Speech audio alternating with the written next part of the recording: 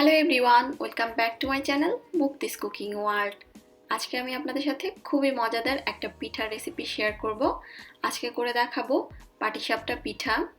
খেজুরের গুড় দিয়ে ট্রেডিশনাল ওয়েতে ক্ষীর পাটিসাপটার একটা রেসিপি আমার চ্যানেলে আছে, যে রেসিপিটা আপনারা সবাই অনেক পছন্দ করেছেন।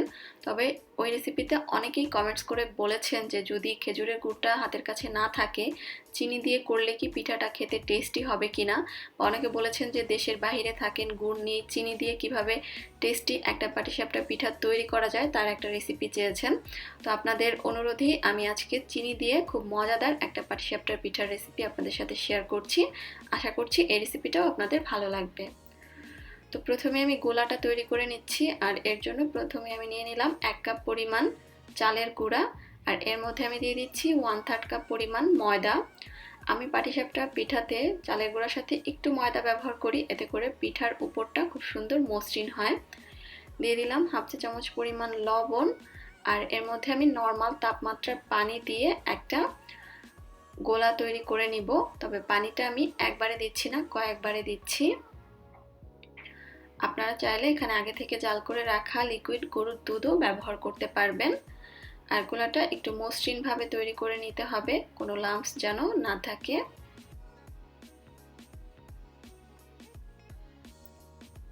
তো আমি এখানে 1.5 কাপ পানি লেগেছে আমার গোলাটা হতে। আপনাদের কম কিংবা বেশিও লাগতে পারে, আর পানিটা কিন্তু নর্মাল তাপমাত্রার ছিল। তো কনসিস্টেন্সিটা আমি আপনাদেরকে একটু দেখিয়ে দিচ্ছি। এটা কিন্তু একদম পাতলাও না, আবার খুব একটা ঘনও না, জাস্ট রেগুলার পাটিসাপটা পিঠার ব্যাটার যেমন হয় তেমনটাই। তো এই ব্যাটারটাকে এখন আমি আধা ঘন্টার জন্য সেট হওয়ার জন্য একটা সাইডে রেখে দিব, এতে করে পিঠাগুলো খুব সুন্দর উঠে। তো এই ব্যাটারটা সেট হতে থাক, এই ফাঁকে আমি ভিতরে ফিলিংটা তৈরি করে নিচ্ছি। ফিলিংটা তৈরি করার জন্য চুলায় আমি একটা হাঁড়ি বসিয়ে দিয়েছি। এখন এর মধ্যে দিয়ে দিলাম 1 টেবিল চামচ পরিমাণ ঘি। চেষ্টা করবেন ঘিটা ব্যবহার করার জন্য, এতে করে খুব সুন্দর একটা ফ্লেভার আসে। ঘিটা মেল্ট হয়ে যাওয়ার পরে এর মধ্যে আমি দিয়ে দিচ্ছি 3 টেবিল চামচ পরিমাণ সুজি। এবার সুজিটাকে হালকা একটু ভেজে নিচ্ছি। আজকের এই ফিলিংটা আমি সুজি এবং নারিকেল দুটো সংমিশ্রণে তৈরি করব। তো এর মধ্যে আমি দিয়ে দিলাম এখন আগে থেকে জাল করে নেওয়া 1.5 কাপ পরিমাণ লিকুইড গরুর দুধ। এবার আমি একটু মিশিয়ে নিচ্ছি যাতে করে সুজিটা দলা পাকিয়ে না যায়। আর দুধটা নর্মাল তাপমাত্রার ছিল, গরম ছিল না। এখন এর মধ্যে আমি দিয়ে দিচ্ছি 1 কাপ পরিমাণ ফ্রেশ কোরানো নারিকেল। আপনারা চাইলে ড্রাই নারিকেলটাও ব্যবহার করতে পারবেন, আবার আপনারা চাইলে শুধুমাত্র সুজি দিয়েও ভিতরে ফিলিংটা তৈরি করে নিতে পারবেন। তবে আমি যেভাবে আজকে এই ভিতরে ফিলিংটা তৈরি করা দেখাচ্ছি, এটা খুবই টেস্টি হয় খেতে। এভাবে একবার ট্রাই করে দেখতে পারেন, অনেক ভালো লাগবে আশা করি। তো সব কিছু মিশিয়ে নেওয়ার পরে এখন এর মধ্যে আমি দিয়ে দিচ্ছি 1/2 কাপ পরিমাণ চিনি। মিষ্টিটা আপনারা আপনাদের পছন্দ অনুযায়ী চিনির পরিমাণটা বাড়িয়ে কিংবা কমিয়েও দিতে পারবেন। সব কিছু আবারও মিশিয়ে দিচ্ছি এবং মাঝারি আঁচে এটা ঘন হয়ে আসা পর্যন্ত আমি এখন রান্না করে নিব। আর অবশ্যই নেড়েচেড়ে নিতে হবে যাতে করে নিচে পোড়া না লাগে। তো বেশ কিছুক্ষণ জাল করে নেওয়ার পরে এটা কিন্তু দেখতে পাচ্ছেন অলরেডি হয়ে এসেছে, মানে অনেকটাই ঘন হয়ে এসেছে। তো এই পর্যায়ে এর মধ্যে আমি আরও একটা জিনিস ব্যবহার করব, সেটা হচ্ছে গুঁড়া দুধ। এখানে আমি 3 টেবিল চামচ পরিমাণ গুঁড়া দুধ দিয়ে দিচ্ছি। আপনারা চাইলে মাও ব্যবহার করতে পারবেন, তবে চেষ্টা করবেন অবশ্যই গুঁড়া দুধ অথবা মাওয়া যে কোনো একটা কিছু ব্যবহার করতে, এতে করে এই ভিতরের পুরটার টেস্ট বহুগুণ বেড়ে যায়। তো এটা হয়ে এসেছে, যখন এরকম ড্রাই হয়ে যাবে ওই পর্যায়ে চুলা থেকে নামিয়ে নিতে হবে, এবং চুলা থেকে নামিয়ে একটা সাইডে আমি রেখে দেব এটা ঠান্ডা হওয়ার জন্য, যাতে করে আমার পিঠার ভিতরে পুরটা দিতে সুবিধা হয়। তো চুলার থেকে নামিয়ে নিচ্ছি। তো এই মাঝে কিন্তু আধা ঘন্টা হয়ে গিয়েছে আর ব্যাটারটাও সেট হয়ে গিয়েছে। ব্যাটারে আমি আর সামান্য একটু পানি ব্যবহার করেছি, কারণ এটা একটু ঘন হয়ে গিয়েছিল। তো এবার পিঠা তৈরি করে নিব। এর জন্য চুলায় আমি একটা ননস্টিকের তাওয়া বসিয়ে নিয়েছি, আর এর মধ্যে সামান্য একটু তেল গ্রিস করে দিচ্ছি।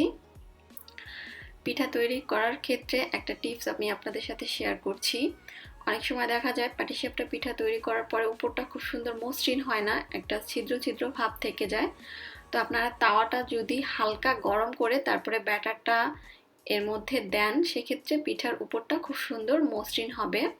তো তাওয়াটা হালকা গরম করে নেওয়ার পরে ব্যাটারটা দিয়ে দিতে হবে এবং চুলার আঁচ মিডিয়াম লোতে রেখে পিঠাটাকে ভেজে নিতে হবে।